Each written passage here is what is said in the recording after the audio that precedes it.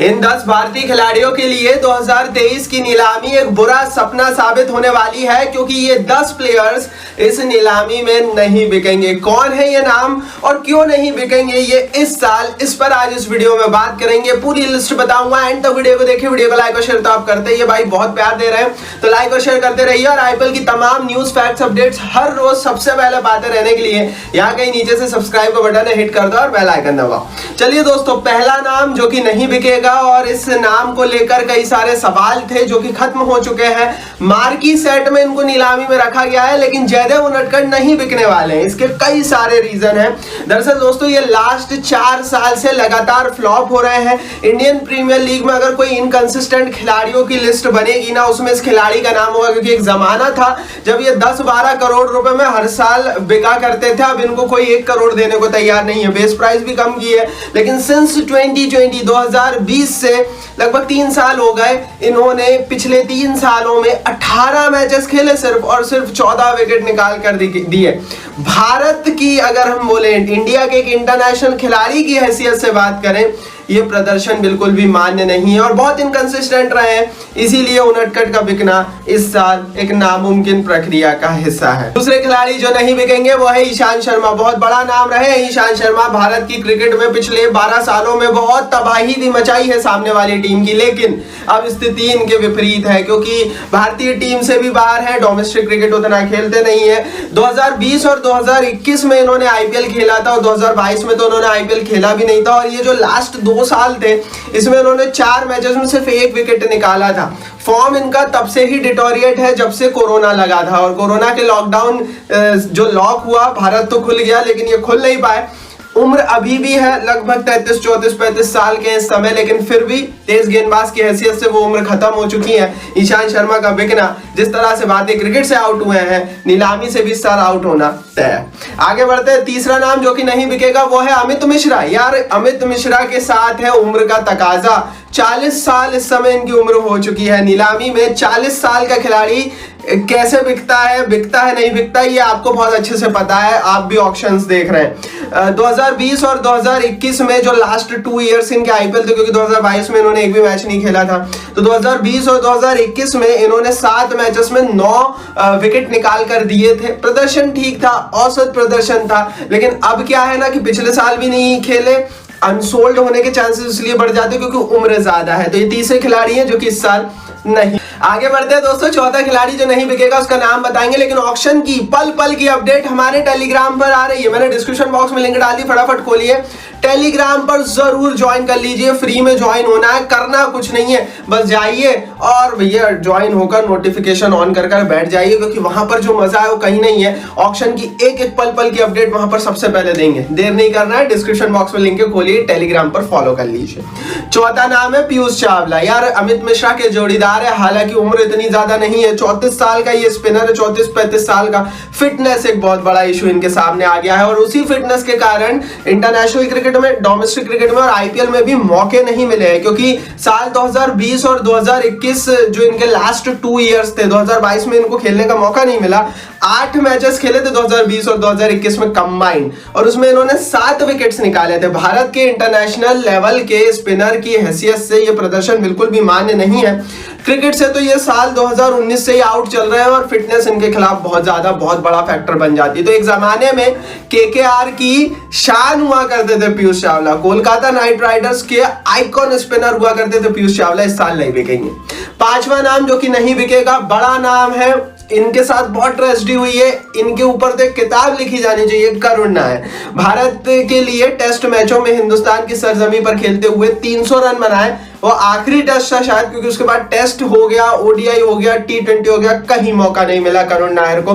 Domestic और international cricket से तो बहुत लंबे अरसे से 2015 से बाहर चल रहे हैं, लेकिन सिंस 2019 से आज तक कुल 8 आईपीएल मैच ही खेल पाए हैं। मतलब टीमें मौका नहीं देती है, और उसमें सिर्फ 37 रन बना पाए हैं। तो फॉर्म चला गया, क्लास चली गई, सब कुछ चला गया, और मौके इसलिए नहीं मिलते हैं क्योंकि वो रन्स में कन्वर्ट नहीं कर पाते हैं। बहुत सारे लोग बोलते हैं इनके साथ पॉलिटिक्स भी खेलता है बीसीसीआई, क्योंकि इन्होंने कुछ ऐसे बयान दिए थे जिसके बाद से इनको मौका ही नहीं दिया बीसीसीआई ने। खैर, वो बात को अगर हम अलग भी रखें, करुण नायर जस्ट बिकॉज की प्रदर्शन नहीं आया है, इस साल की नीलामी में कोई भाव नहीं मिलने वाला है। छठवां बड़ा नाम जो कि इस साल नहीं बिकेगा, ये भी भारत के लिए इंटरनेशनल क्रिकेट खेल चुके हैं, धोनी की कप्तानी में पवन नेगी नीलामी के लिए शॉर्टलिस्ट हुए हैं पवन नेगी।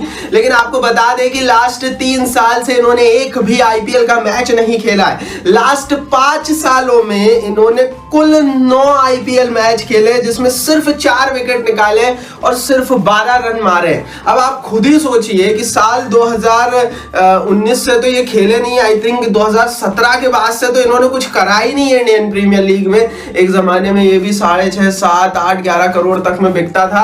आज स्थिति इनके साथ ये हो गई है कि इनका इस साल तो बिकना नामुमकिन ही है, क्योंकि ऑलराउंडर की हैसियत से इन्होंने नीलामी में नाम दिया है और पिछले 5 सालों में सिर्फ 4 विकेट निकाले और 12 रन मारे, तो टीमें इनकी तरफ देखने वाली भी नहीं है। और पवन नेगी का इस साल बिकना असंभव है, लिख कर रख लो।